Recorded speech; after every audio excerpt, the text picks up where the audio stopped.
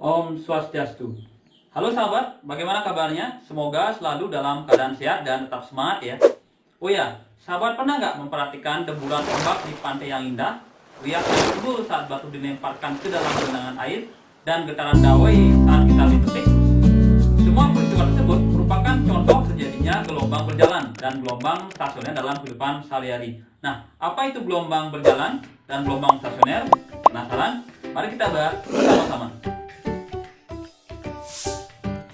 Tujuan pembelajaran yang harus sahabat capai setelah menonton video ini adalah gelombang berjalan adalah suatu gelombang di mana setiap titik yang dilewatinya bergetar dengan amplitudo yang sama.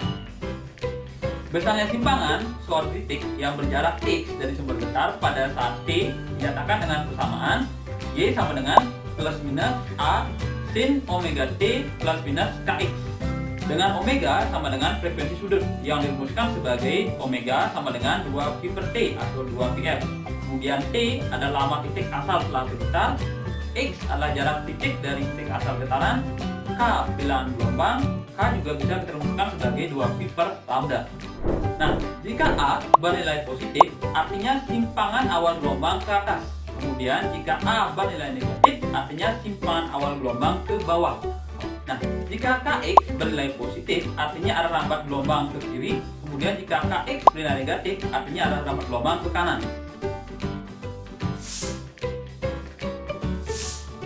Besaran di belakang sinus disebut dengan sudut fase yang dilambangkan dengan theta dan memiliki satuan radian. Kemudian, fase dilambangkan dengan phi, diperoleh dengan cara membagi theta dengan 2pi. Fase tidak memiliki satuan. Nah, secara fisik, fase adalah jumlah gelombang yang sudah melewati suatu titik.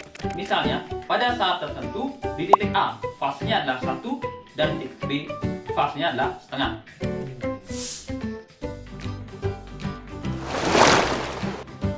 Gelombang stasioner adalah gelombang yang mana setiap titik yang dilewatinya bergetar dengan amplitudo yang berbeda.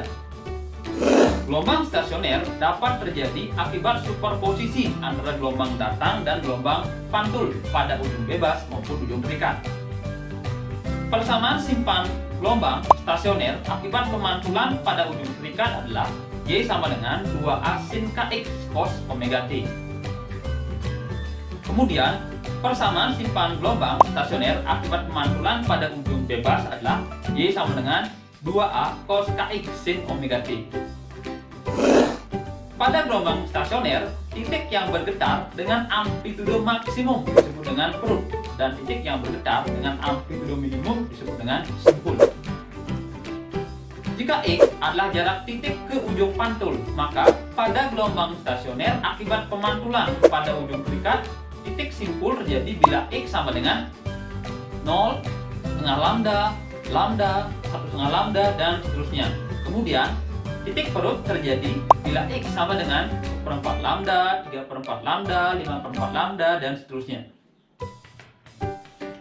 Pada gelombang stasioner, akibat pemantulan pada ujung bebas, titik perut terjadi bila X sama dengan 0, setengah lambda, lambda, 1,5 lambda, dan seterusnya. Kemudian, titik simpul terjadi bila X sama dengan 1/4 lambda, 3/4 lambda, 5/4 lambda, dan seterusnya.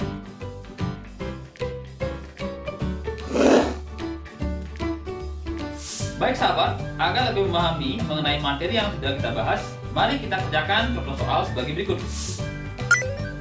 Gelombang memenuhi persamaan Y sama dengan 10 sin 0,2 pt min 4 px dalam cm, dengan x dalam cm dan t dalam second.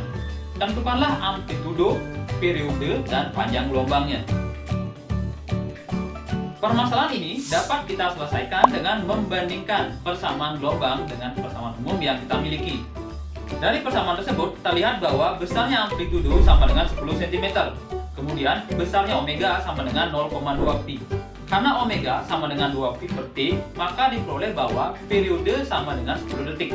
Bilangan gelombang K sama dengan 4 pi. Nah, karena K sama dengan 2 pi per lambda, maka besarnya panjang gelombang adalah 0,5 cm.